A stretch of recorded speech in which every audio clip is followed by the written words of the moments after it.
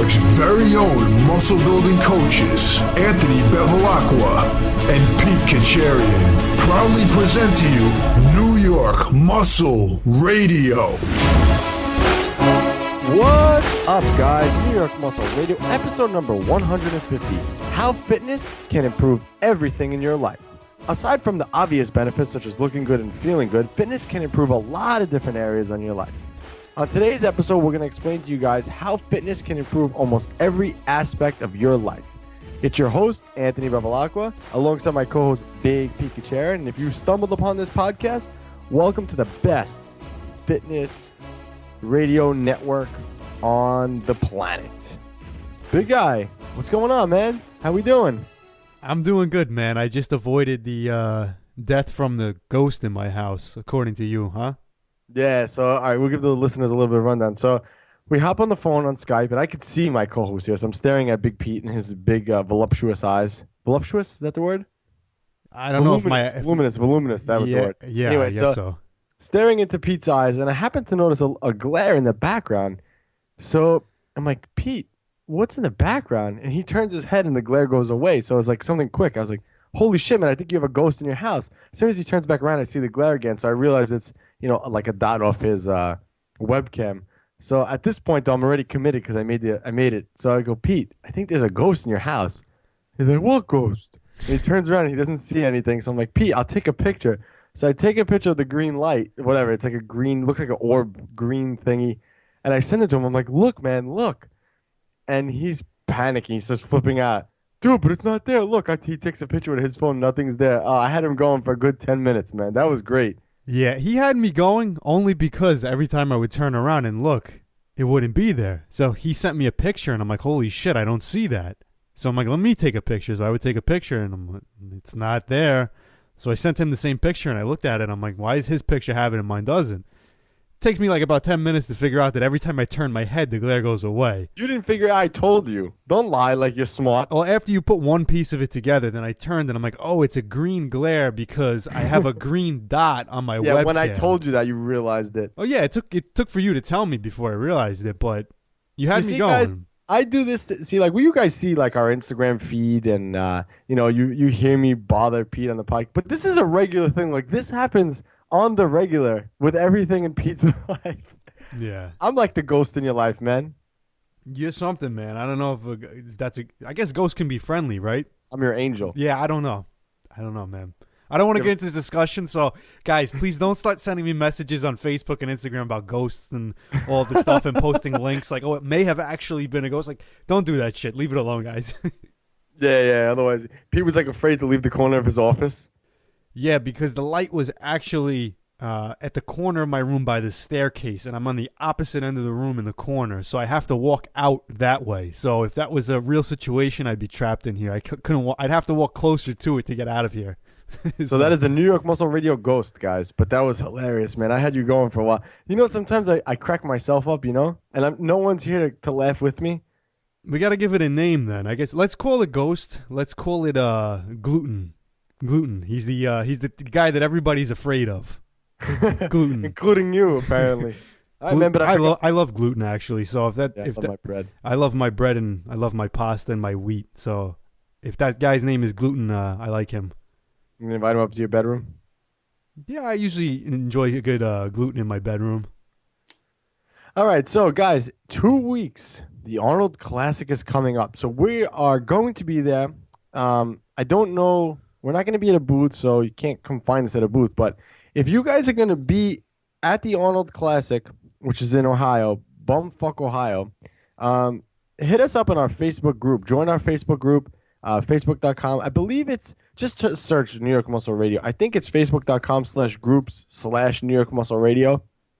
But whatever, come join the group and let us know that you're going to be there. I want to try to do some type of a meetup.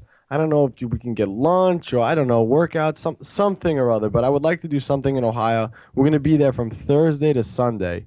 So I would like to carve out, a day or two and have our listeners come and meet up with us. And we'll mention where we're going to be.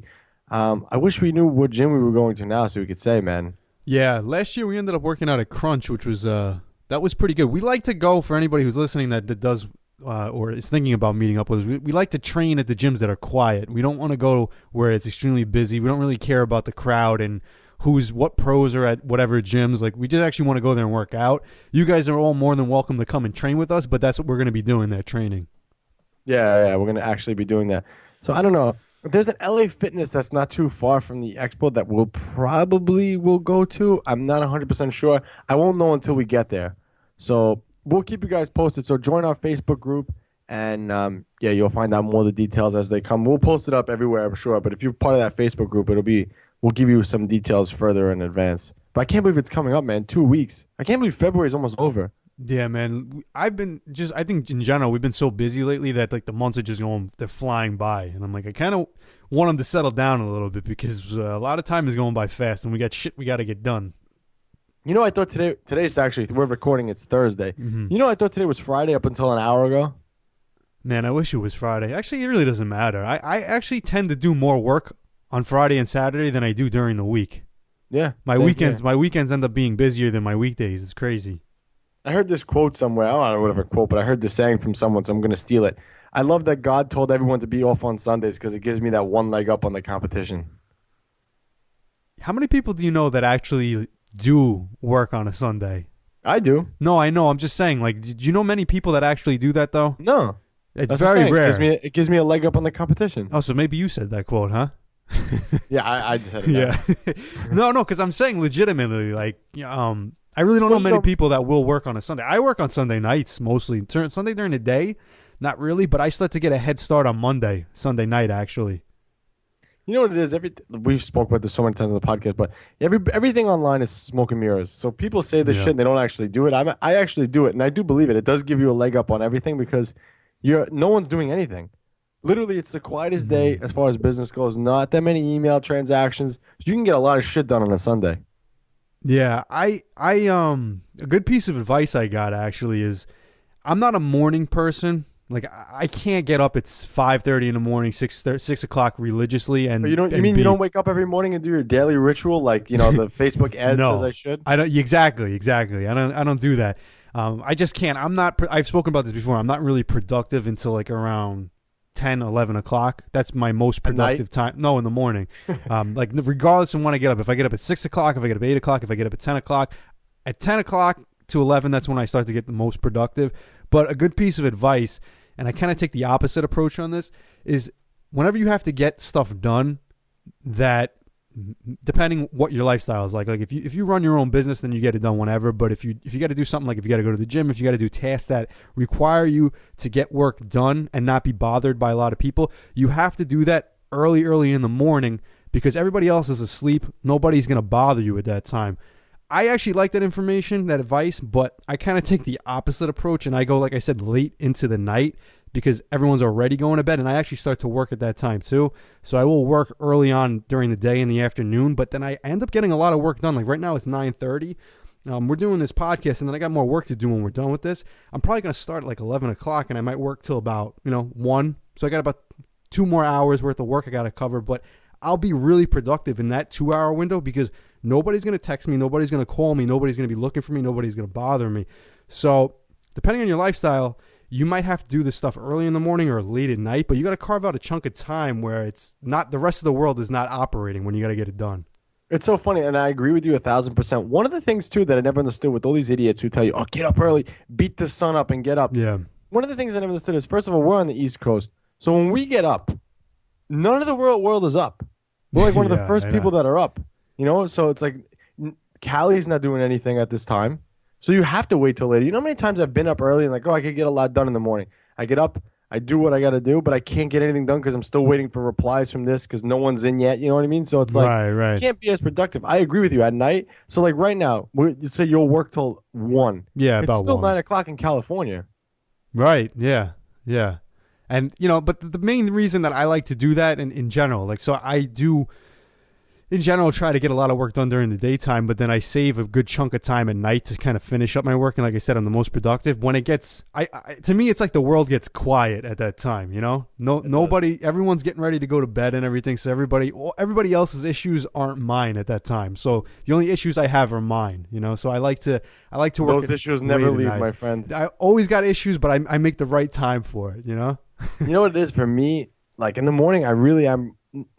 I don't want to say more productive, but not that I move faster in the morning. I don't know what it is, but in the morning I can get a lot done. And like after I'm done training clients for like the night, I just get kind of lazy. Like I just want to just lounge. I think you need that time during the day. You know, like you need to carve out a little time for yourself. Like you need an hour of just like kind of dead time where you're not doing anything. You're not like, for me especially, I need that. Like I need that unwind hour. And I always like for that to be at the end of the day before I go to bed. It really helps me like relax into sleep. I guess it's part of my day. I've been like fighting that. I'm like, oh, but I got to get this done, But I've been trying to like stop my day early. I don't know, man. You always kind of find out a little bit more about yourself as the days go on. Yeah, but there's always a time where it's actually more productive to take a break. Might not be every day, might not be very long, but there will be a time where it's actually more productive. All right, break, so that you get back to work and then get everything done. Because if you keep pushing too hard, it's like anything else. Like when we talk about training, nutrition, anything, you need to break before you return to 100% intensity. I don't even know how we went from the Arnold Classic to that, but we ended up on that. I have no idea, man. Well, guys, we've been getting a ton of requests lately for business advice. So me and my co-host, we're always thinking, and again, New York Muscle Radio is way more than just a fitness podcast. You know, we're way more than nutrition and training. We're in the fitness field. We're in it in everything. We're in it also in business. We've been getting a lot of business questions, people inquiring about hiring us to help them grow their business. Because as most of you guys know my story, you know, I've ended up growing a 6-figure business on my own. I ran a gym with a whole bunch of trainers under me. And we've grown this podcast from 0 to, you know, upwards of almost 1 million downloads. That's insane. So we're now offering business consulting. We're going to help anyone who needs business help, basically. We're going to help fitness professionals grow their online business through social media branding and marketing. And we've mentioned this a couple times on the podcast, how we've been doing more work on this. This is just another service that we'd like to offer people who do want maybe their podcast edited or video production editing, social media growth. You know, I'm excited for this, man, because this is one of my passions too. In fitness is helping other. I mean, I did this for so long. I did this for 6-7 years. I helped other trainers run a business under me. It was just, you know, I like that. Especially when someone wants to learn, I love helping them, no matter if it's learning how to get in good shape or learning how to get the business they want. Yeah, I mean, my passion has always been, since I'm 13, 14 years old, has just been fitness, you know. And I always say, like, you know, my story was it never came easy to me. I was never naturally good at it. I never had the body for it to begin with. So I had to learn and I had to figure it out all on my own. And it was something that took me a long time to figure out. And then when I got to the point where I really got this down and understood it, it just became a huge passion of mine to help other people learn this stuff and to help better themselves. And then I think that that's just a natural trait that I have, where I'm drawn into helping other people learn stuff that I had trouble with too. And building the business was another thing that when we started the podcast, I didn't know anything about this. You know, it took a long time for us to actually start to grow this. And it was something that, you know, it took us upwards of 2 years before we really started to figure this out and understand the process and how to get more people to listen to the podcast, how to get the message out in front of a lot of people, because that's a big trend that a lot of people have in this industry is they have a good message and they're smart people and they could help a lot of people, but they're not heard or seen by anybody. So, you know, this was so sad. Yeah. And the majority of the people that do get heard or seen, whatever, if it's on YouTube or if it's on podcasting or if it's a blog or whatever it is, those people that get all this attraction generally don't have the best advice, and in some cases the worst. So that was another issue that I had for a long time, trying to get the message out there and learning the process. And once I kind of figured this out, and, you know, we're still always improving, but once I got to a point where I'm confident in saying that, yeah, I understand how to do this. If you want me to help you, I can. You know, that just became another avenue for me to help people in this industry. And like you said, you know, a few people have reached out to us recently. And for a while with coaching, we had a lot of people that wanted to learn from us because they wanted to become coaches. And, you know, I'm happy to share that knowledge and pass that on. And I'm enjoying the whole process of that as well too right now. So that's another thing that we are offering. And, like you said, if you guys are interested, just let us know. We had a few people contact us already, but that's another thing that we are going to be doing. So like I said earlier, always working. That's another thing to add to my chunk of time at night. Yeah, because Pete's the only one that does anything on this. It's a one-man band here. Right, Big Pete? No, well, you know what it is? Me and you both do different aspects of everything. So when I say that I have stuff to do at night... Do I whine about my parts? Who's whining? Sounds like you're whining to me. I don't know what. Anyway, I actually meant that in a positive way. Like now I have more stuff to do. Good. Like I got more work to do. Hey, watch out, man! Busy. The ghost is behind you. Yeah, my gluten is hanging out with me. No, so anyway, one of the things too we always talk about on this podcast is no fluff. We've always said that from day one. We're cutting through all the bullshit in the fitness industry, and the same goes for anyone who wants to work with us as far as business goes, also, because we want to get a good, solid message out there. We're not going to help anyone who wants a quick fix because we don't believe in that ourselves. So it's kind of like if you come to us, we're going to kind of groom you in the right direction because you want to be – this is how you get known forever, when you put out a good, solid product and a good, solid advice. When you give that kind of information out, that's really when your business sticks. You don't want to, open up a business based on a gimmick and then, a year from now be done. You don't want that. I mean, anybody who wants to start a business always wants something that's going to outlast them. And you know what? This is the way to do it. And you got two good coaches here. So again, guys, head on over to newyorkmuscleradio.com/business if you're interested in growing yours. All right, man. You ready? Let's move on to the quote of the day. This is going to be hilarious. So this is kind of an inside joke between me and Pete. I don't know how can I explain this to the listeners. So I guess you could give the story, right?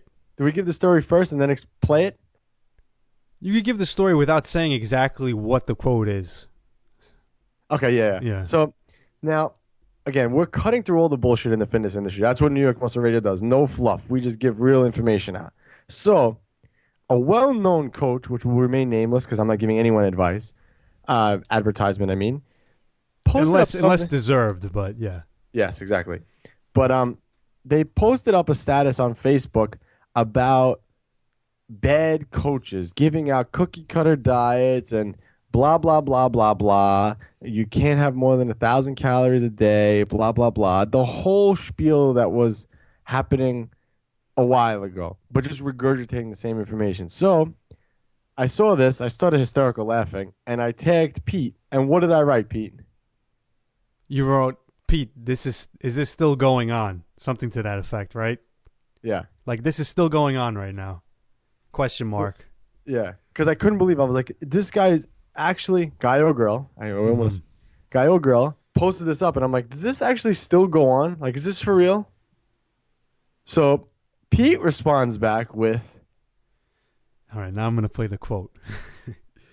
Well, it's actually, wait, hold on. So it's actually, what he responded back with was a meme. A meme. It was a meme, yes. Yeah. So the he meme. responded back, just a meme. Anybody who's about our age will get this dead on. They'll understand it right away. Get down off of my car, please, and get up on the sidewalk. What year is it? It was brand new. No. What year is it? So the meme was of Robin Williams and Jumanji saying, what year is it? So now you guys might be asking, why is this the quote of the day? Well, it is because, first of all, I was hysterical when I saw that meme because it was so true. It's like, really, what year is this? What year is it that this is still coming up? Like, I feel like this has been done with. This has been regurgitated 100 times, and I only feel like people do this to get attention.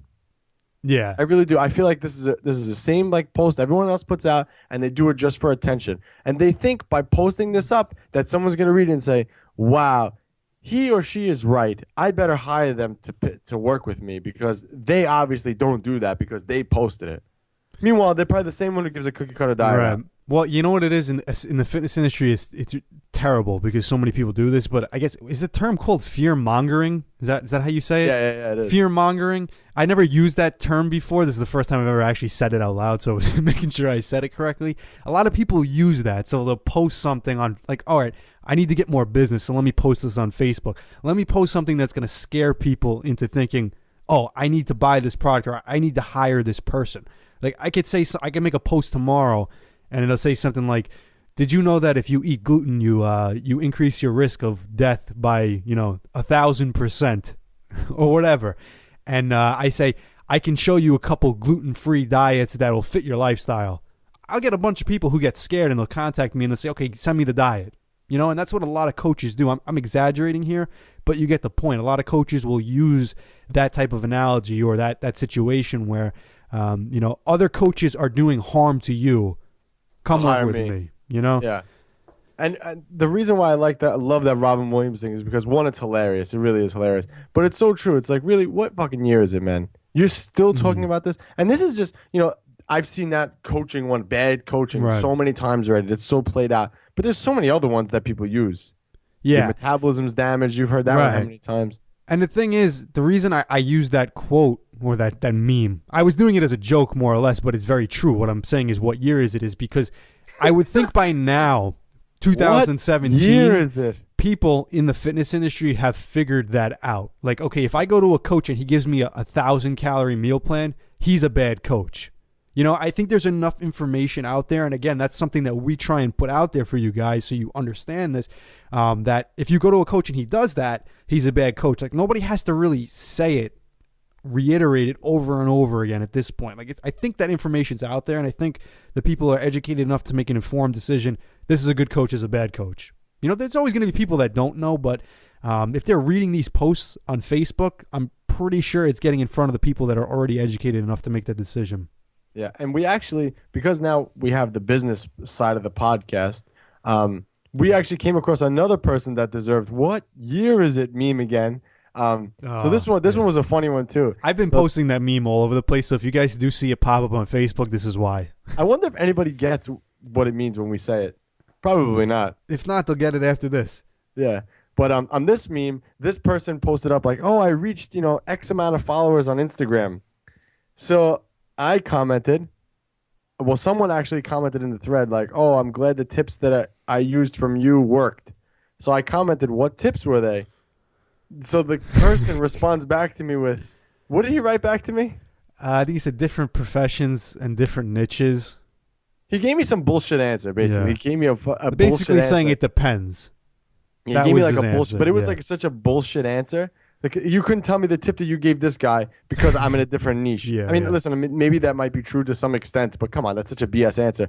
So I tagged Pete in it, and I wrote, laugh my ass off. Pete responds back with, what year is it?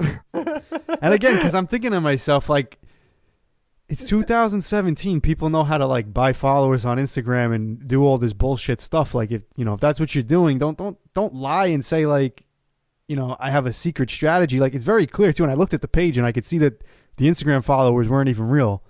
So it's just like, what? It's the fact of trying to deceive people. As anybody listens to this and knows me and Anthony hate that. It's like, just listen. You could even just say I bought the followers. You know what it is, man? We're gonna be known as haters on this podcast, man. We really are, because we hate like more and more every day. I'm getting more and more tired of people, and I'm getting very short fused. So when now I'm starting to post this shit on their page, I don't really give a fuck anymore.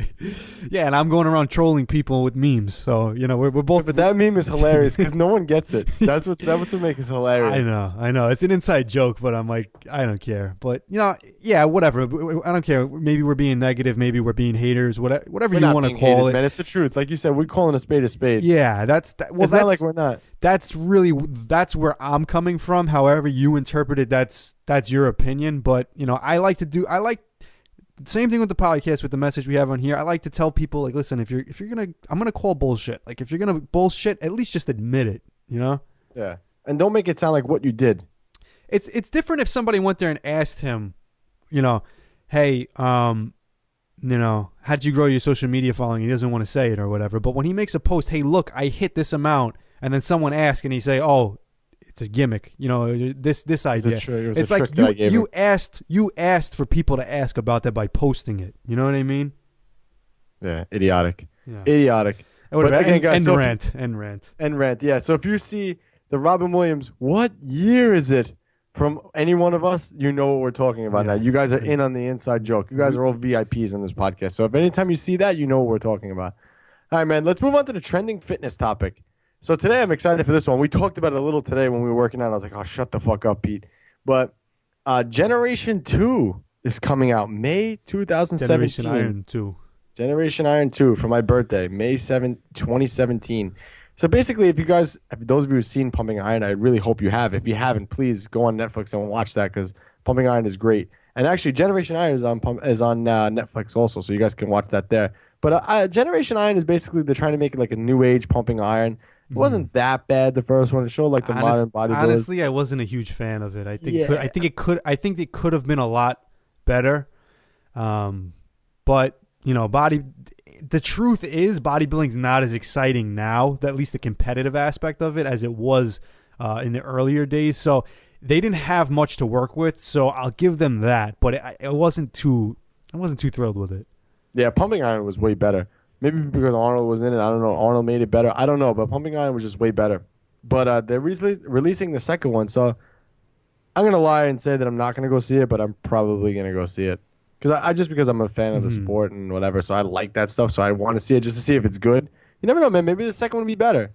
Usually the sequels aren't good, though. Yeah. So I don't know. The angle they're taking on this one. This isn't a sequel. This is what's the third one in the series called? Yeah, I mean, I don't know, but technically it's more of a sequel because it's Generation Iron, it's not Pumping Iron.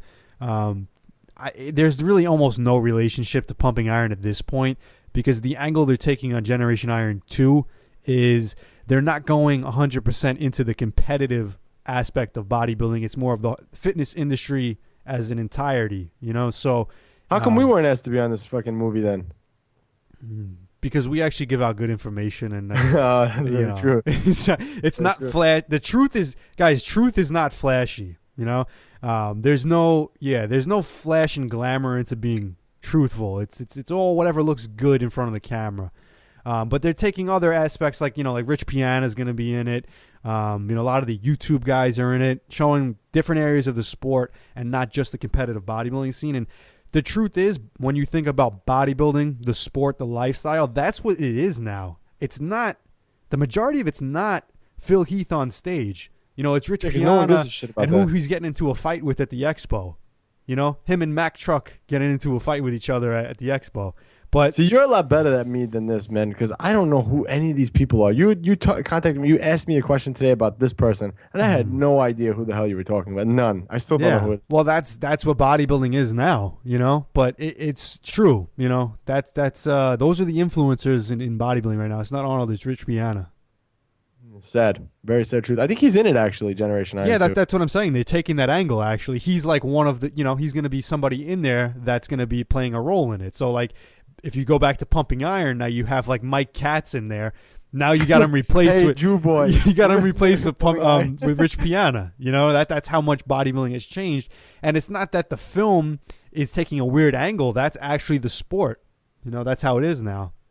Oh my God, that scene from Pumping Iron with Mike Katz where they're talking about him and he's talking about how the kids used to make fun of him. Yeah. They told me, hey, you have rusty fenders on your bicycle. What? And your bicycle's not as good as our bicycle. And hey, Jew boy. It's like, where the hell did you get these things from? Who would ever tell some kid, haha, you have rusty fenders on your bicycle? Man, those kids were ruthless, man. Yeah, ruthless. They made fun of his rusty fenders. I think he was from Connecticut, but if he lived in like New York, they probably would have stole his bike. Yeah, he wouldn't even have had a rusty bike anymore. Yeah. You have rusty fenders on you. What the hell's a fender on a bike? I don't even know what a fender is. I guess he meant it was like the spokes.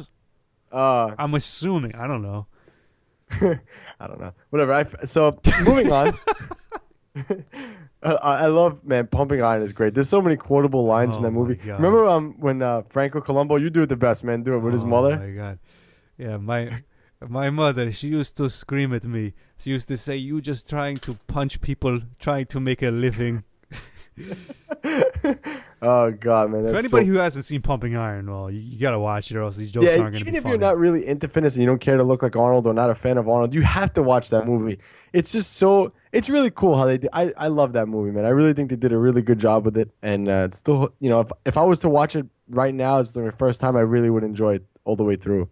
I enjoy it every time I watch it. I've seen that movie. I could I could recite the whole movie from beginning to end. Every single character. I could play every character in the whole movie. I know. So I could it's audition for every role in that movie. But if I watch it again, I'll enjoy it.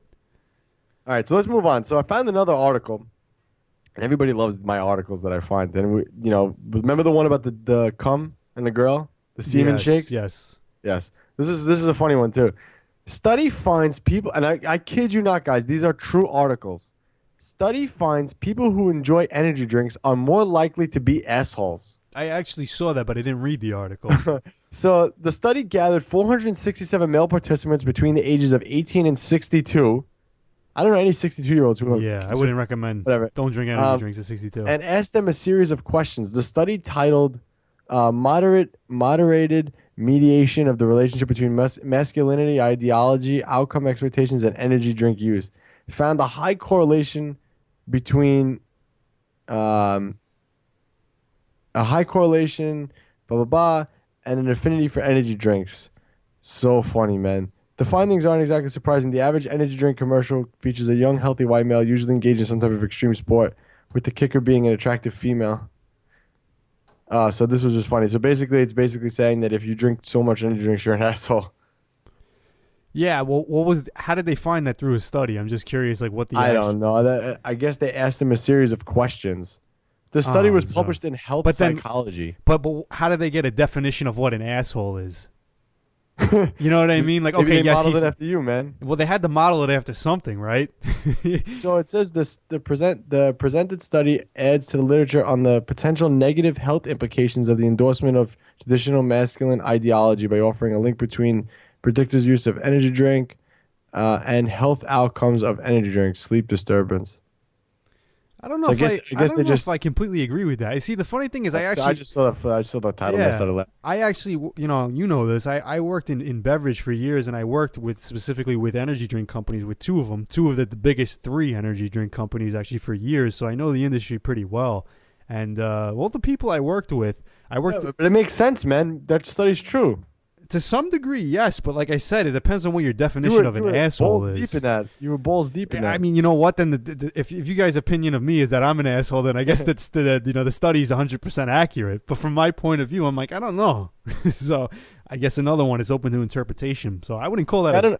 I wouldn't call that an actual study. I think it's more. I don't know how they figured out that this is. All right, yeah, this makes you an asshole. I guess based on the answers you give to the question, I don't know. Yeah, but there's got to be a reference to what an asshole is. I don't know. I didn't look into the article. I'm the study 100%, but I found it. I started laughing. I said, people will enjoy this. That's what the trending news man. Trending news. So you saw it. You didn't read it? You weren't curious when you saw it? No, not really.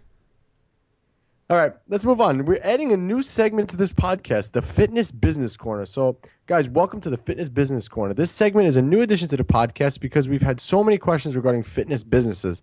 So we figured we might as well make a regular portion of this podcast. In this segment, we're going to go over anything to help the fitness professional grow and expand their business. So today's topic, we're going to talk about finding your target audience and figuring out who you're speaking to when you're posting something up online. I mean, even if you're not a fitness professional and you're just trying to get your message out there, it's important to target your audience. So whenever I post anything online, I post it like I want Big Pete to see it. I kind of talk to Big Pete when I post anything online because Big Pete is my target audience. With some of my posts, I use different audiences when I post different things up. So when I post stuff about personal training up, I think of a female, between the ages of 25 and 35. I kind of think of her and I think of like her problems. Maybe she has a kid, she's married. I think of her when I post up things about personal training because that's like my target audience for personal training. When I want to talk to the guys online, I try to talk to Big Pete. When I try to impress someone with something else, I try to target that person. So it's important that when you put a message out there, you gear it towards someone. Because if you gear the message toward everyone, no one's going to see it. Yeah, because people are eventually going to be attracted to you and your message. And if your message is all over the place, then it's harder for people to relate to you. If you're a hardcore bodybuilder and you love everything about bodybuilding, then you're definitely more inclined to follow somebody like Rich Piana maybe, or any of these guys that are hardcore bodybuilders, you're not going to pay attention to something that Tony Horton says, and I'm using Tony Horton as an example because we had him on the podcast too. And something that he would talk about, which you guys have heard what he speaks about, is completely different than if, let's say, we got Rich Piana on here, or we got C.T. Fletcher on here, or whatever. They're different messages targeted at different people. So if you're C.T. Fletcher, no matter how much content you put out there, you're not going to steal any of, P90X clients. It's just not going to happen because you're not going to appeal to that audience. So you have to know who your target demographic actually is. So the same thing, the stuff that we put out there, preaching flexible dieting, making this a lifestyle, and, enjoying the process, it's not going to take away from somebody that Phil Heath is training with, or like Dorian Yates is training with, because they want to go that route. So, and I'm not going to try to appeal to those people as well, because it's just not going to work. So you got to know before you put content out there, because that's the worst thing I see lately is, especially younger kids that are trying to start out and get into this industry, they're just posting stuff on Instagram. One day it's a motivational post, the next day it's a nutrition tip, the other day it's a cool picture of the ab shots. You're going in 3 different directions right there, and you got to pick the right one and stick with it. Yeah. So again, how you find your target audience, just think about who you're pitching anything to that you're trying to, let's say you're trying to get picked up by a supplement company. Well, you're going to have to gear your message toward that supplement company and what their message is. You have to do that. You have to gear it toward what your need. You can't just say, oh, look at me squatting today. Yeah, because you know what it is too? The fitness industry, even though it's small in a sense, but there's so many different avenues of it, like we keep saying over and over again. And, there's fitness the term fitness means thousands of different things to different people. So Tony Horton fitness means something different to, a YouTuber that does flexible dieting and whatever. You know what I mean? So, the fitness in general is going to be different for everybody. So just by making a fitness account or a fitness profile and putting out the message for fitness, you want to target one little area in that whole field. Yeah. All right, guys. So that was the Fitness Business Corner. So again, be sure to hear more about this on the next coming podcasts. And again, guys, check out that NewYorkMuscleRadio.com/business page if you're interested in growing your fitness business. All right. Listener question of the day. Guys, we need more people to call in. Damn it. Call in. Pick up your phone and dial 508-687-2534. That is a real number. My phone will ring. I might pick up. Or if I don't, you're going to leave a message for the podcast. I want more people to call in, damn it, because I like hearing other people's voices other than me and my co-host. So if you guys have a question you want us to answer, you could submit it on our website also, NewYorkMuscleRadio.com. So listen to a question. But call it in, damn it, 508-687-2534. Do it right now. Call in with a comment. I don't care. I just want to hear your voice. Yes, you. I'm talking to you who's listening to this right now. Yes, don't look around. I'm talking to you. Nod your head up and down because you understand what I'm saying. Okay. You're nodding. You're nodding. Good, good, good. Now, call it in. 508-687-2534. All right. Today's question's from Nick Reed. So Nick wants to know, hi, guys. My name is Nick, 23, from Cape Town, South Africa. Wow, man. I'm dying to go to Africa. I really am. Every time we get a listener question from Africa, it makes me want to go 10 times more. African safari, man? Yeah, man. I'm dying to see those lions in person. Well, I've seen them in person, but you know what I mean. In their habitat. My question is, what are the benefits of different deadlift forms? And based on that, which form should one use most often? That's a great question. We were having this conversation, I think, last week, weren't we? I feel like I always have this question. Yeah. The deadlift is my what's that phrase when something's like a needle in your back? What the hell is that called? A kryptonite? I feel like a thorn in my side. Deadlifts are a thorn in my, what'd you say, a crick in my neck? No, it's your kryptonite. Oh, or that works. He's immortal till he goes to the deadlifts. He does. No, I wouldn't say that. At his that. powerlifting meet, guys, he destroys the squat, destroys the bench. Then when it's time for deadlift, he dies. Yeah, it's just that's a big guy when it comes to deadlift. That's a big exaggeration, but yeah, I don't know. The deadlift is just, for me, it's a very, very technical lift, and I guess I'm too much in my head. I think that's my problem. But I always have this discussion because it's always hard to tell who should be doing sumo, who should be doing conventional, and I think I make it more complicated than what it is. So why don't you take this question? Well, the best way I like to start this off is because there's so many different angles I could go with this, but the best way I like to start this off is if your goal is purely to get bigger and to get stronger, I'm going to take the angle that there's not one optimal variation of a deadlift. You can benefit from all of them. So, a lot of people make the statement, if you want bigger legs, you have to squat. If you want a bigger chest, you have to bench. There's definitely some validity to that. But if you're trying to get bigger and you're trying to get stronger, you don't have to do a conventional deadlift. You don't have to do a sumo deadlift. You can do a Romanian deadlift. You can do a stiff leg deadlift. You can do a rack pull. I do think that you're selling yourself short if you're not doing one of the variations. But just to add strength and to add size, there's benefits of doing rack pulls as opposed to doing a sumo deadlift. There's benefits of doing rack pulls as opposed to a conventional, and vice versa. There's pros and cons to all of them. So what I would say is if you're not a competitive power lifter and your goal is size or strength and size, pick whatever variation is the most comfortable for your body structure, because everybody's different with that, and which one you can progress the best on and perform the safest. So for a lot of people, a rack pull might actually be better than a conventional deadlift, or even a sumo or a Romanian would be better than a conventional or a sumo. Or even a stiff leg. Yeah, honestly, for your goals, if you want to just gain size, you can still benefit from just doing a Romanian or a stiff leg deadlift. Even if you want to build your back, if you want to build your hamstrings, your whole posterior chain, you don't have to pull 600 pounds off the floor conventional style. You can do a variation that requires you to go a little bit lighter, but you're still doing a deadlift variation. So for strength and size gains, pick the variation that works best for you. If I was focused only on strength and size, not specifically powerlifting or strength, myself, the way my structure is built, I would stick to only two of those variations. Mine would be a rack pull and a stiff leg. I like to do like a hybrid stiff leg Romanian deadlift, so I could say either one. But I wouldn't do conventional deadlifts. I'm doing conventional right now because I am focused purely on strength with that movement. But if my goals are just hypertrophy and some strength to go with it, or just hypertrophy, I'll stick to those rack pulls and I'll stick to those stiff leg deadlifts. They're going to get the job done for that. Yeah, and if your goal is to get as strong as possible, then you have to, whichever lift you're the most comfortable in and you're the strongest in. I think that's the answer for that. So if your goal is to get as strong as possible, try all three. Well, all two, actually. Yeah. So try sumo and regular conventional. See which one fits your body, and then go with that. I mean, listen, I can get crazy talking about those because I've done so much studying on them, so much mechanical work on them. You could do a wide sumo deadlift where your feet are wide depending on how your hips open. You could be more narrow with your sumo stance. You can go a regular conventional. You can go a conventional with your feet in. You can go a conventional with your hands wider, so it's more of a snatch grip. I mean, you could do so many different variations just with those two lifts.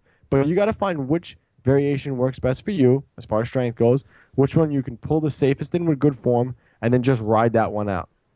So that's what I would say there. But as long as you're doing one form of them in some way, shape, or form, you'll be fine. Yeah, don't overthink it, guys, because a lot of people, the deadlift is probably the most unique exercise for each person, just because we're all built different structurally, and just because your buddy pulls a lot of weight conventional doesn't mean that you should be pulling conventional. Yeah, it's true. One of the things that goes into deadlifts too is, besides from mechanics, like your body structure. Some people have longer arms; they're able to get to the bar. For me, my arms are a little short compared to my torso. So for me, it's very hard for me to get into that position at the bottom because it's almost like I'm bent completely forward. So I got a lot, I've broken down deadlifts into so many different ways. I could go on a whole rant on it. So I will stop myself right here. But yeah, I think we answered this question in detail. Yeah. So thanks, Nick, for that question. Works best for you. And hope you like South Africa, man. Next time you email us, just send us some pictures, man. I'm curious to see what it looks like where you are. All right, let's take a short commercial break, and we'll be right back with today's topic. Are you a fitness professional who wants to enter the world of online coaching? Do you have a fitness product or program that you want to reach a massive audience? Do you want to grow your social media following so large that potential clients come to you? We specialize in helping fitness businesses thrive in the online world where there's an overabundance of so-called experts. We help you stand out. We will help you using the same principles we applied that grew our business from zero audience to over 500,000 loyal followers and thousands of online clients worldwide. If you want to dominate the online fitness world, have new clients and customers demand to work with you, and consistently get results, then let's talk. Visit NewYorkMuscleRadio.com now and click on that business tab.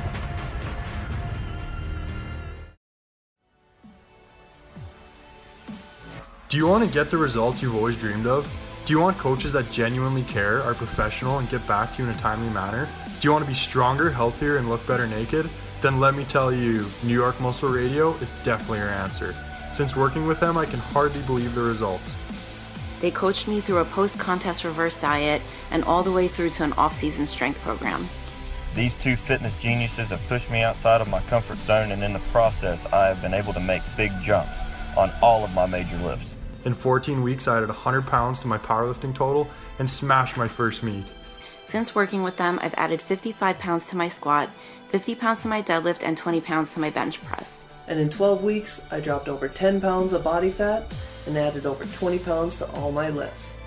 I have never had as amazing of glutes as I have training with them. So I can say, no matter what your goals are, you're guaranteed to be stronger, healthier, and let's face it, better looking if Pete and Anthony are your coaches. So if you are tuning in to listen and learn from the huge array of knowledge these two have, or if you want to hire them as your coaches, you will not be disappointed. New York Muscle Radio is the best in the business. You heard it from our New York Muscle Radio clients. Do you want to join our team and reach your fitness goals? Visit NewYorkMuscleRadio.com for all our coaching programs. But I'll tell you what, when I'm done, my biceps are humongous. Humongous. Like that, bang! My name is Anthony Bevilacqua, and I'm the host of New York Muscle Radio podcast. My arms have been a weak point for years. When I started training, my arms measured 11 inches. Even after many years of hardcore training, nothing would get them to grow. With the help of my co-host, Big Pete, we set out on a mission to gain 1 solid inch to my arms in 12 weeks. In the greatest experiment of all. 12 weeks later, this program finally helped me get 18-inch arms.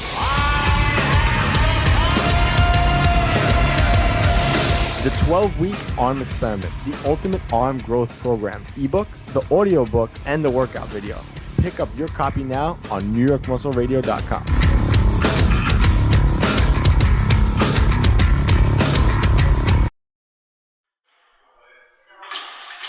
Damn. Nice, Pete. What? I saw you checking out that girl's butt. What? I was just checking out her yoga pants. Pete.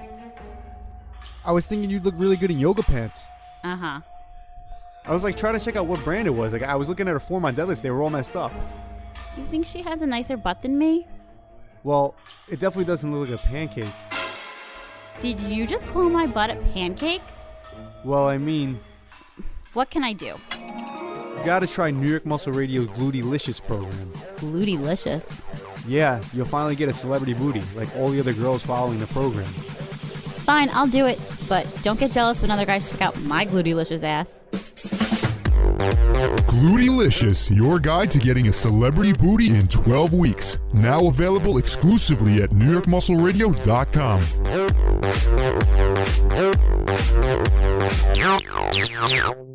Hey, great coffee. Doesn't it taste good as fresh perk? Better. Better than those girls make at the office? Honey, their coffee can't hold a candle to yours. Coffeine, the world's only instant coffee that's fortified with muscle-building protein. Visit buyproteincoffee.com now. What's up, New York Muscle Radio listeners? It's your co-host, Big Pete Kacharian, and I'm glad you're all listening. Put down that tilapia and asparagus. Learn how to get bigger, stronger, and leaner eating what you want. Pick up a copy of Cracking the Flexible Dieting Code exclusively at NewYorkMuscleRadio.com. But for now, let's get to the show. All right, guys, we're back. New York Muscle Radio, episode number 150, How Fitness Can Improve Everything in Your Life.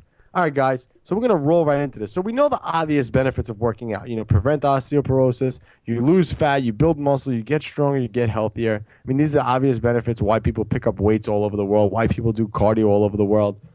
So those are the obvious benefits. Get stronger joints, you know. Did I miss anything? Those are the basics. I mean, everybody knows the appearance that getting into fitness is going to change. You know, it's going to change your physical appearances, and it's going to change your, you know, it's going to change your body's physical capability. So you're going to look better and you're going to get stronger. Everybody knows that. You know, and you're going to have health benefits to go along with it. those are generally the reasons most people start, although definitely not all people. There's plenty of people that start for other reasons. Yeah. But I think that's the obvious benefits the obvious. of lifting Everybody weights. knows that, yeah. Yeah, obviously when I say get healthier, we're talking about lowering blood pressure, lowering cholesterol, you're preventing diseases. I mean, these are all basic stuff. So moving aside from that, exercise helps so many different assets of your life and so many different aspects that we'll start with this one by one. So how does fitness help you mentally? Well, fitness helps to actually make your mind stronger.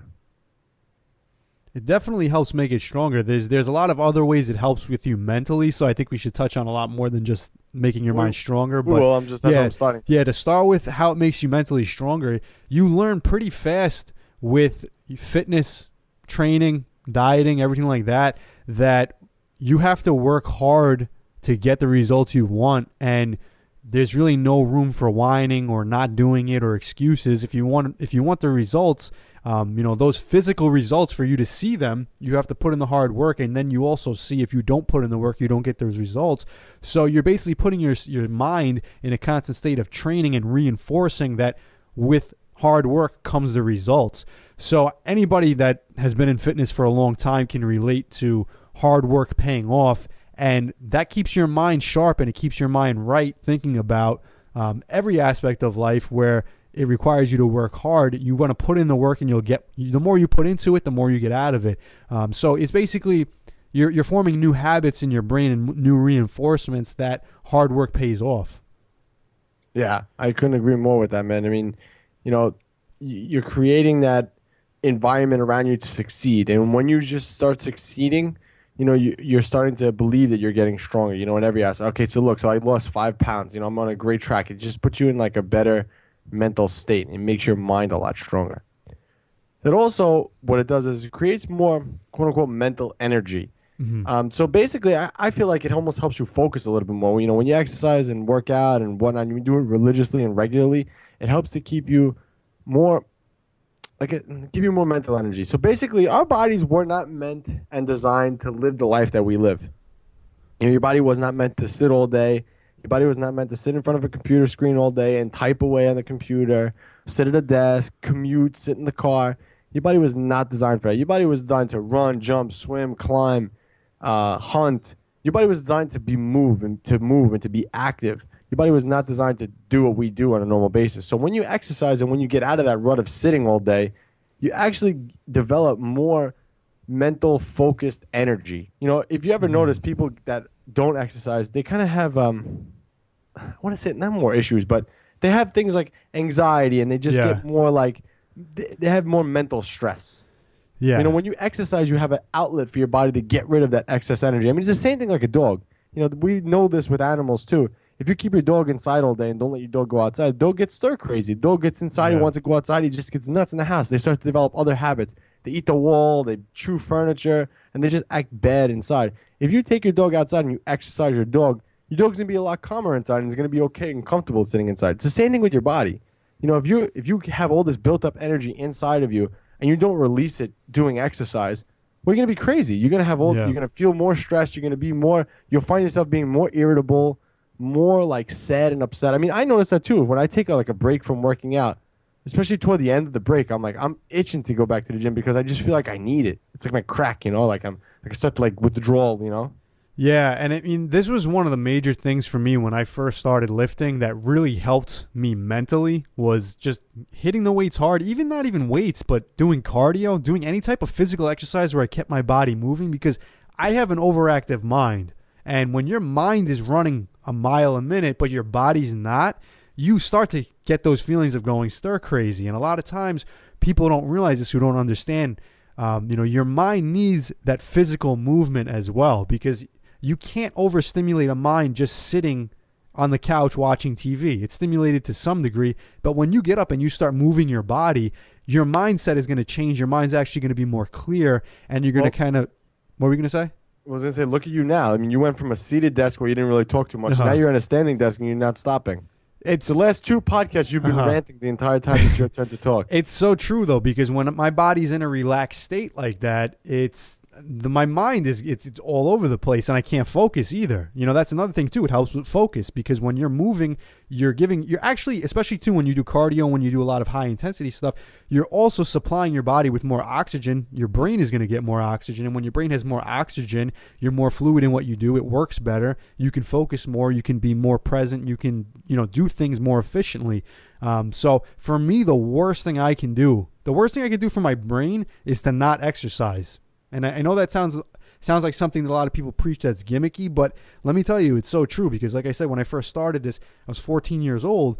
I was going to school. I had no direction, no drive, nothing. Like, I was one of those kids. I was just in school going through the motions, and I kind of found fitness and bodybuilding, and every aspect of my life at that point became better, because on a day-to-day basis, I was stimulating my mind. I was getting myself more focused on everything, and every area of my life was better because of that. It's funny that you said that, because in the beginning, when I first started personal training, I was young.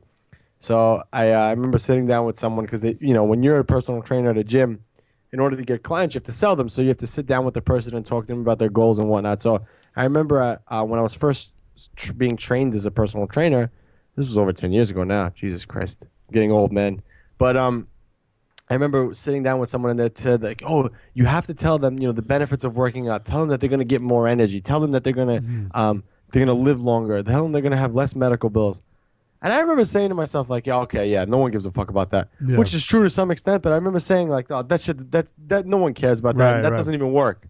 But it's not until like later on that I realized, like, wow, that shit actually is true. So it's funny when I tell people that now. I always tell them that. I'm like, I never really believed that at first, but it's so true. Yeah, it's you know what it is? It's so true, but it's also, you don't understand it till you actually feel it, because you don't exactly thinking about what extra energy feels like. It feels like when you think about it, it's like, oh, I'll have extra energy. Like, I have enough energy, but then when you feel it after you work out consistently, and you're on a good regimen, and you're working out every day, and you're just like, all the time you're ready to move, work, do work. When you feel it, you're like, holy shit, I didn't realize I could feel this good. So, and then anybody who knows what that feels like, when you go back, when you take time off from the gym, like you said, you kind of start going stir crazy, because now you're going back to that normal state, and that normal state for you is a low state now compared to what you're used to. So anybody who does get a feel for it, that's why I think it becomes so addictive for a lot of people, just because it always makes you feel better when you do it. One of the other things that fitness does for you mentally also, it also gives you more confidence. I kind of alluded to this earlier, but it definitely gives you more confidence. As you complete workouts and as you complete goals, you start to gain more confidence in yourself. So I guess use me for example in powerlifting. I went from doing 450 at a meet to almost 100 pounds in the squat. I did 540 my last meet, and I'm going to smoke that the next time. So, and that was in less than a year. I've added 100 pounds to my squat. I mean, think about that. That's a lot. That gives me a big boost when it comes to squatting again, just because every time I know how much I could add to my squat in a year. So, it just goes to show you that you gain more confidence in every aspect of your life, because if you can conquer one thing, you can conquer the other, and you can apply that same discipline for fitness into other assets of your life. So, again, using me as an example. So I put all this focus into powerlifting training. I do well improving my lifts. Now I just put that same focus into my business, into New York Muscle Radio. And hence, New York Muscle Radio went from 0 to almost 1 million downloads. That's putting that same focus in, and that builds up another confidence in my life, because now I could do this in business. And now looking at my relationship, now I have a wife and I have a daughter, so I put that same commitment into them, and I get more out of that. You know what I mean? So it's all about gaining and building momentum in your life, and I think fitness helps you do that really easily. Yeah, and again, I can relate to that so well, because like I said, I started this around 14 years old, so that was at a young age where, a lot of kids my age, at that age, they always, at least the friends that I had and the kids I went to school with, always kind of looked at things as black and white, where, okay, he's good at this, he does this well, I do this well, or I'm not good at this, he's good at this. And, like I said, my story was I wasn't naturally good at fitness. I didn't have a body for it, but I got myself to the point where now people were saying in high school, Pete's in good shape. Pete's known as the kid with the big arms. In high school, I was known as the kid with the big arms. Pete's the fitness guy. He's the strong guy. But you know what? That wasn't me naturally. So right away in my younger years, I associated with that. Okay, you have the ability to actually improve areas of your life and change things in your life. You can change things completely from one end to the other. You can be the fat kid who wears the t-shirt in the pool, which I was at one point, to, oh, Pete's the strong kid with the abs and the big muscles. But people don't see the difference, so they just associate that's Pete now. You look at that and you say, okay, I was able to completely change that area of my life. Now when you understand that through fitness, you look at it at everything else that way. Pete's not good at math. It's not just, no, Pete's not good at math. Okay, if Pete wants to get better at math, if I study, I could become a math teacher if I really wanted to. I'm not saying I would never do that. I hate math. But let's say I wanted to, I could push myself to the point where, I can be that good at math. It might be harder for me than somebody else, but I have the ability to do it. And I think a lot of people, most people in fitness understand this, but the average person who's not doesn't understand that they have the ability. Your dog's eating something in the background. Change. What the hell is that? She likes. It looks at your box. She chews DVD cases, my Blu-ray cases. What is she eating? Nobody. What DVD is that? Dancing with the Wolves. Why do you have that? It's not mine. So whose is it? It's my brother's. I don't know. I've never seen that movie before. Hence why I'm letting her chew on it. It's not mine. I was just gonna say. But yeah, so the bottom line is with that is once you give yourself proof that you can completely change one area of your life, it'll boost your confidence because then you understand, okay, if I apply this to any other area of my life, I could have similar results. Well, yeah, and that's what I was just gonna say next. Working out and just fitness in general, she's really tearing apart that thing. Hold on, I'm sorry, keep talking. Right in my eye line. But one of the areas that it's increasing your discipline. We touched upon this before, but you're definitely increasing your discipline because once you start conquering all the different tasks and everything you put forth, in fitness. So even the little tests, you don't have to look at the big tests. Like I said, I added 100 pounds to my squat in less than a year, but you can look at the little tests, for maybe you're not into fitness the way me and Pete are. Maybe your goal, you're just getting into it. So even a daily test, like, okay, today I have to go to the gym. But if you conquer that little goal of just going to the gym and maybe going to the gym and doing your cardio that you're supposed to do, that's still a goal that you've accomplished. So you could still pat yourself on the back for actually doing that. So that's going to increase your discipline. And remember, and I always tell all my clients this too, online or offline, but it's always little stepping stones to get to the big thing. It's never going to be like, you just jump right into the 6-day or week routine and you're good to go. No, it's always little stepping stones to get there, especially if you're not used to this. So you conquer one goal at a time, and that's going to increase your discipline overall with everything in your life. And that's something that, again, I've noticed through every aspect of my life, and I could thank exercise and working out for that.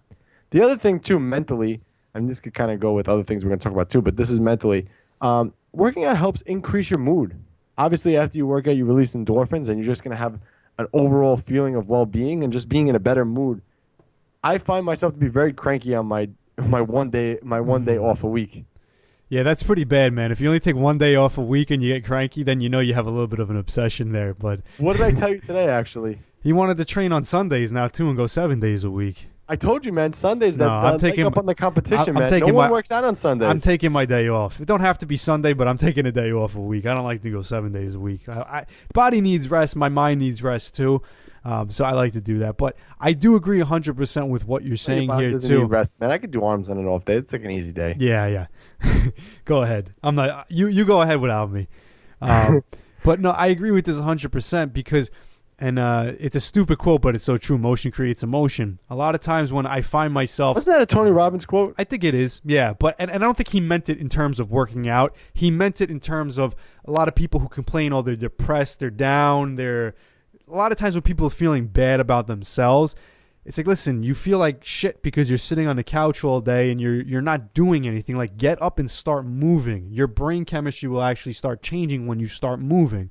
So a lot of times I monitor the way my mood changes on a day-to-day basis because it does change a lot. Anthony's always. Aren't you on drugs for that? I told him this the other day.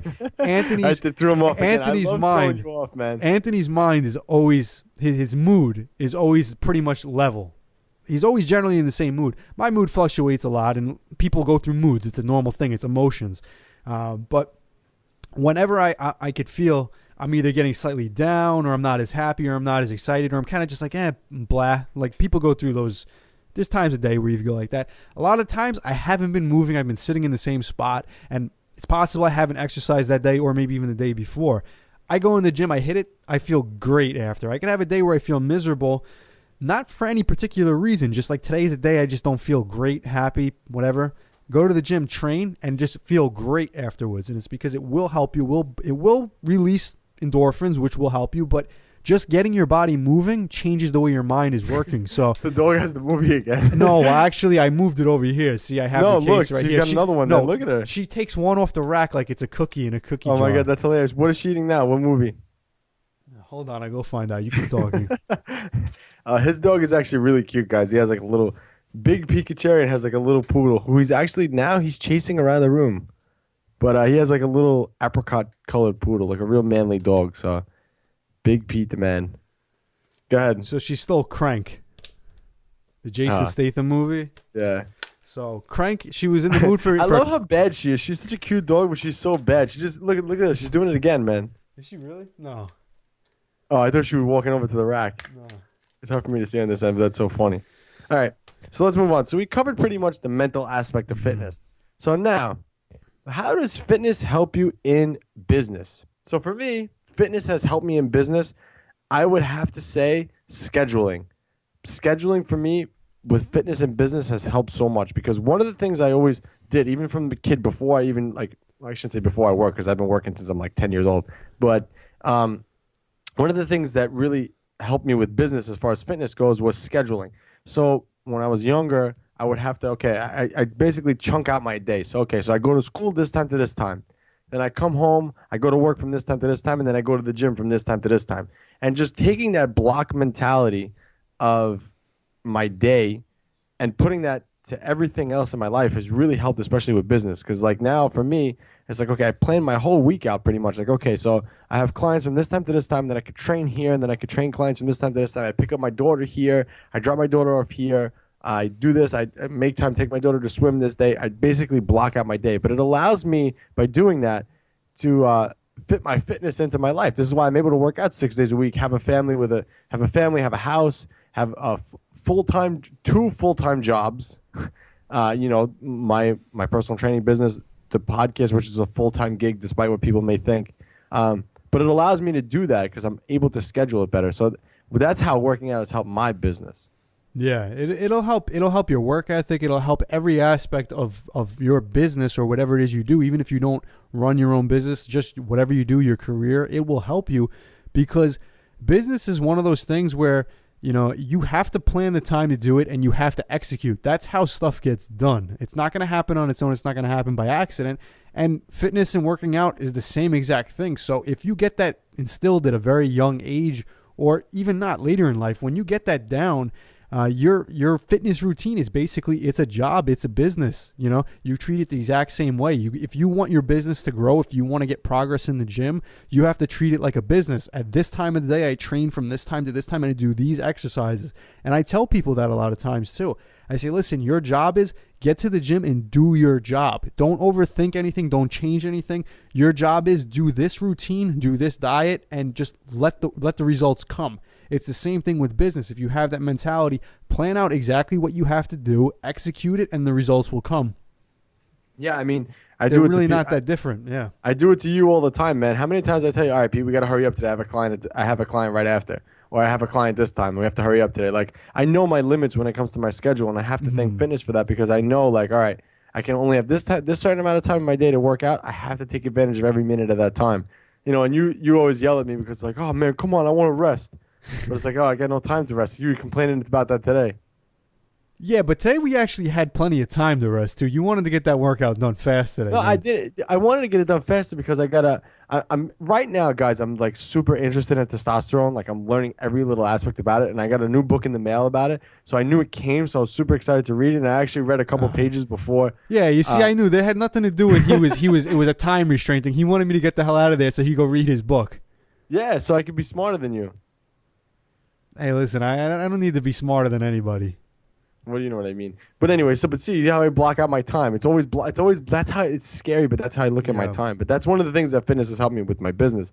It also helped me be better productive because now, like I said, figuring out my schedule for the week and whatnot, I'm able to fit in more things. Like I said, I wanted to read before my client came, so I was able to get some things done with that. And that's learning for me. So for me, oh, you read a book for an hour, whatever it is, but that's learning for me because that's research. That's part of my business. That is included in my business because it makes me a better coach. It makes me a better trainer. It makes me a better teacher to be able to teach you guys better information. So I have to educate myself. So it's important that I take the time to do that. Same thing with my fitness. If I want to be a better squatter, I keep saying squats today, but if I want to be a better squatter, I have to learn everything about the squat. And a lot of people think, and it was funny because I had a new kid come to me today for in-person training, and he's a younger kid, 15 years old, and he showed me what the weight training instructor gave him in school to do. And it's like, I was hysterical. It's like Monday, Wednesday, Friday, he's doing squats, deadlifts, power cleans, and bench press. You know how hard those movements are? How could you give a random kid who's never lifted weights before that type of routine to do? Power clean. That's like that bigger, stronger, faster routine that they used to always do in high school football. That was pretty much what it is, yeah.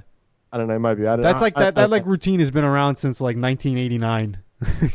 But still, man, how the hell could you give a kid who's never squatted before a routine like that? You know how technical those lifts are? Oh, yeah. I mean, yeah, well, you know what it is? High school strength sports it's not as in-depth or knowledgeable as the rest of the fitness world, yeah, you know? That's for sure. But anyway, guys, if I wanted to get better at the squat, I have to study everything about the squat. So, again, fitness is going to help you in business be better productive and become a better you, because that's just what fitness overall encompasses, improving you. And once you improve one aspect of your life, you look to improve the rest of them. So, and you mentioned better work ethic. You want to talk a little bit about that?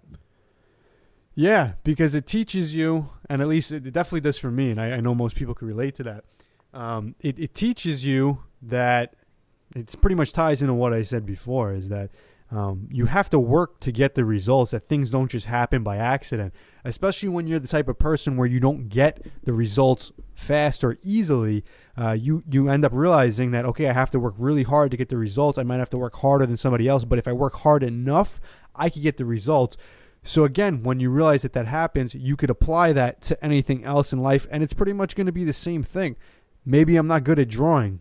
If I practice drawing, I can get better at it. A lot of people just take it at face value. Oh, I suck at drawing. I'll never be good at drawing. I'm not going to be Bob Ross and have, my show on Netflix this year. Did you ever watch Bob Ross? No, I don't even know who Bob Ross is. Everybody else listening to this podcast knows who Bob Ross is. What's wrong with me? You don't know. You know nothing. You know what it is, man? I'll tell you right now. I don't pay attention to anybody. That's my problem. I don't know if that's a problem or not, but I don't pay attention to anyone. Who the hell's Bob Ross? You got to go Google him after. He's the guy with the afro, the white guy with the afro who paints pictures. You never watched Bob Ross, man? No. Well, moral of the story is you too can be Bob Ross if you put in the work, guys. And you'll learn that with weight training. You'll learn it from other areas of your life. Weight training is not the only thing that's going to teach you that. Fitness is not the only thing that's going to teach you that. But a lot of people start out life with that mentality. This guy's good at this, or I'm not good at this. But then when they take on something like fitness, they start from a perspective of, oh, I'm out of shape, or oh, I'm skinny. And eventually later on, I'm in shape. I'm known as the guy in shape. I'm known as the girl that's in shape. So I was able to change that. I could change these other areas of my life. And I've applied that to everything in my life since I started fitness at 14 years old. And I think a lot of people, the average person who's not into fitness has a harder time realizing that than most other people that are into fitness. I've found that. A lot of people that are involved in fitness that I do know, they're very into improving every aspect of their life, when people who aren't into fitness kind of just stick to one thing.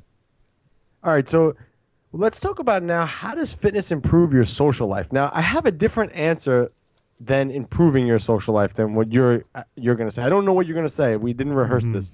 So I don't know what you're going to say. So I'll let you take the question first, and then I want to talk about my situation, and then we'll go back and forth after that, because I don't want to say what I want to say, and then you'll agree with me. So go ahead. You go first. So how does fitness improve your social life? Well, I think that there's a few obvious things that it improves, and one of the biggest things is your confidence, especially in yourself. A lot of people do get into fitness because of lack of self-confidence, and they want to look better so that they feel more comfortable in social interactions. They want to meet a good significant other, or they want to make friends, or whatever it is. And there's always advantages to that, but the biggest advantage is feeling good about yourself, because if it does boost your confidence, even if your appearance doesn't get better from fitness, but you get stronger, you move faster, your endurance gets better, you just feel better about yourself. And when you feel better about yourself, other people like you more. Nobody likes somebody who doesn't like themselves. People always naturally like people who feel good about themselves and are confident in themselves.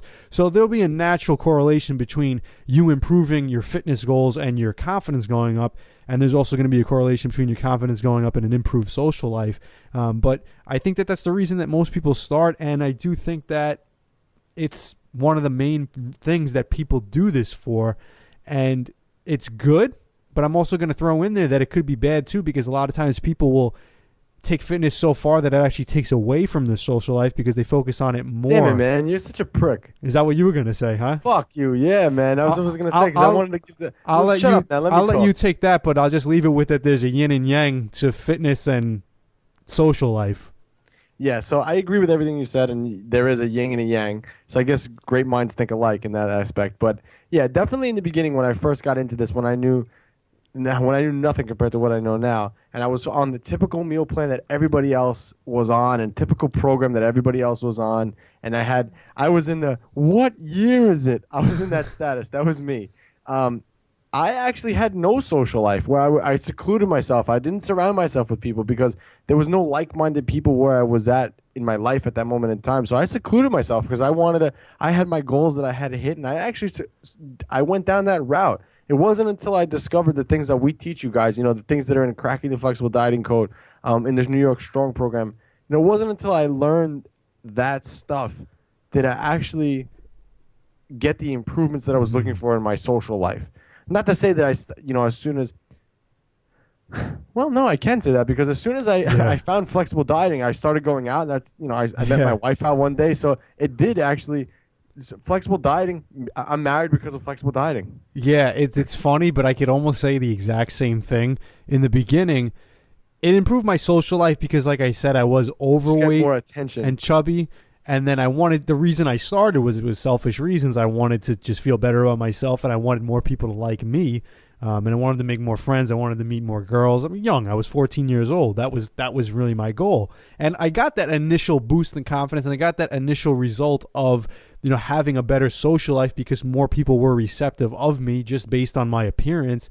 But I took it to that point where it was too extreme, and most people do this. A lot of people can relate to the point where I took myself away from a greater social life, and I took myself out of social interactions and a social life because I was too focused on that. I was actually getting more out of the ego drip that it was giving me just from looking better and feeling better rather than the reason I started in the first place. And it got to that point where I totally secluded myself where, like you said, I honestly didn't start to go back out and have more of a social life through fitness until I started flexible dieting, because It's funny. I wonder if we would have been friends if we were both on the same diet back when, if we would have hung out. We probably would have because we were like, yo, chicken and broccoli. Gotta eat. Chicken and It's broccoli. 8:30. What time you gotta eat? 9. Yeah. All right, I'll wait 15 minutes. Yeah. Like, exactly let's meet in the middle, man. I don't want to wait. I don't want to push it too long. Like 3 hours is right, but if we do 2.5, it might be a little too soon. Yeah. 2 hours and 45 minutes is good. Yeah, and then actually, if you're looking into getting a better social life because of fitness, that's probably the best thing I could recommend for you is to do flexible dieting because now you can pretty much live like a quote unquote normal person and still reach your goals, which is what this is all about. Because a lot of times people struggle with that, and their biggest issue with fitness is, but I want to go out on Friday night and enjoy a drink with my friends or dinner. We lost Pete again. Oh, man. And I was just on my good rant, too. Go ahead. I was saying, like, the biggest issue, you hear this all the time, too, is, I want to go out with my friends on Friday night, and I want to enjoy a drink, or I want to go out to dinner. You can do that if you know how to fit it into your lifestyle with flexible dieting. So there's probably, honestly, there's no greater feeling than when you look great because you reached your goals, you're lean, you're big, and you're going out with your friends, you're going out with family, and you're enjoying doing what they're doing. If they're grabbing a drink and you're having a drink with them, they're going out to dinner and you're eating dinner, and you're still on top of your game. Because there's nothing worse, too, than when you do that and you think to yourself, oh, I'm ruining all my progress. That's even worse. Sometimes you're actually better off. Guilty. Sometimes you're actually better off just staying at home. Yeah, and you don't have to bring the Tupperware out. You usually have to carry around the Tupperware. I mean, this is it may sound foreign to some of you guys listening to this, but this is the shit that we actually went through. Yeah. Oh, yeah. Yeah, I was in college carrying around Tupperware. You know, like me too. You it was in my car. I used to leave it in my car, and I used to walk to my car and eat. Yeah. Like you go to college to go to school and to have fun. Those are two priorities in college. You know what I mean? Mine was eating. Yeah, mine was like shit. I got to compete next year. I got to bulk up 10 pounds and stay lean. You know, like that was what my mindset was.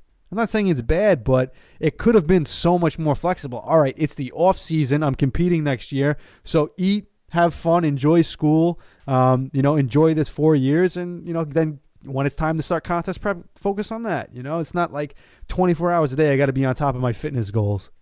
Yeah, well, so different. Realistically, if we would go back in time and does the dog have another DVD? Yes, she does. Hold on, you keep talking. Let me go get the DVD. I think she's got like Lionheart or something.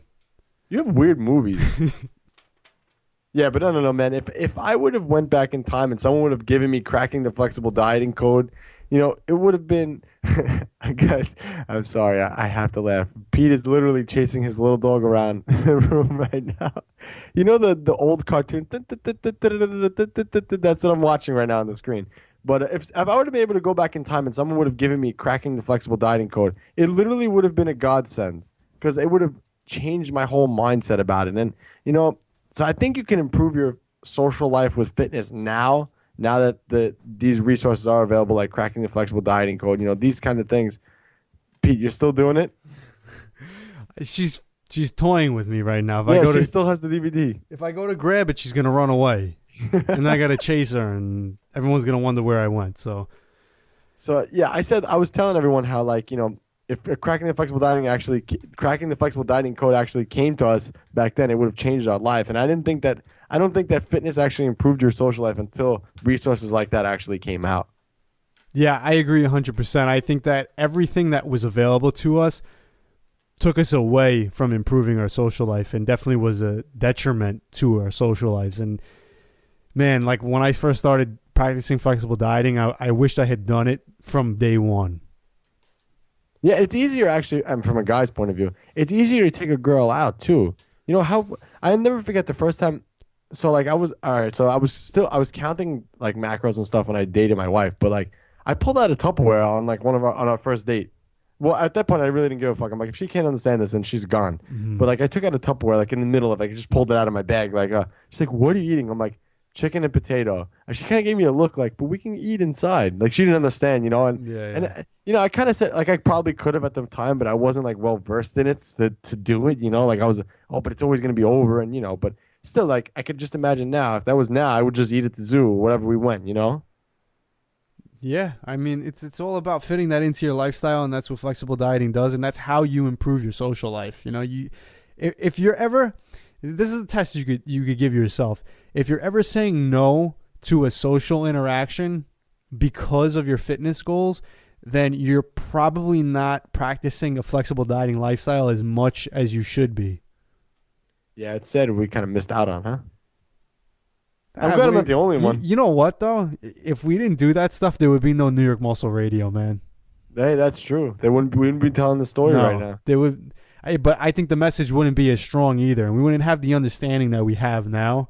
You see, so we suffered for all you listeners out there. Yeah, but we just suffered for every single one of you guys listening to this. Yes, you with the headphones on listening to this. Yes, you. We suffered for you. But we just thought we were going to make gains. In reality.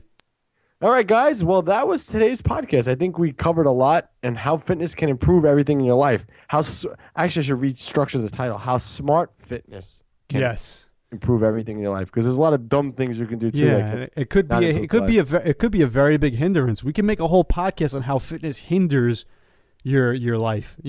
But that's do you want to do that next? We can. If you guys want us to do it, let us know. But if you do these things the wrong way, we can make a case on everything we just said. We can make a case on how it can hinder your life if done wrong. So make sure you're applying the stuff that we talk about, and it will improve all those aspects of your life. If you're doing them wrong, it could hinder them. Correct. All right, guys. So that was today's episode. Don't forget to like us on Facebook, facebook.com/New York Muscle Radio. Join our New York Muscle Radio group. Subscribe on the podcast feature that you're listening to this on, whether it's in Google, Android, iPhone. And don't forget to leave us a review, as it helps the channel grow. And one more thing. Don't forget to share this stuff with everybody. Because the more you guys share our stuff, the more we get our message out there, the bigger we grow, and we all grow together. Big guy, it's your turn. All right, guys. Pete and Anthony, New York Muscle Radio, and we're out. Enjoyed this episode of New York Muscle Radio? Make sure to hit that subscribe button, leave us a 5-star review, and be sure to follow us on Facebook, New York Muscle Radio.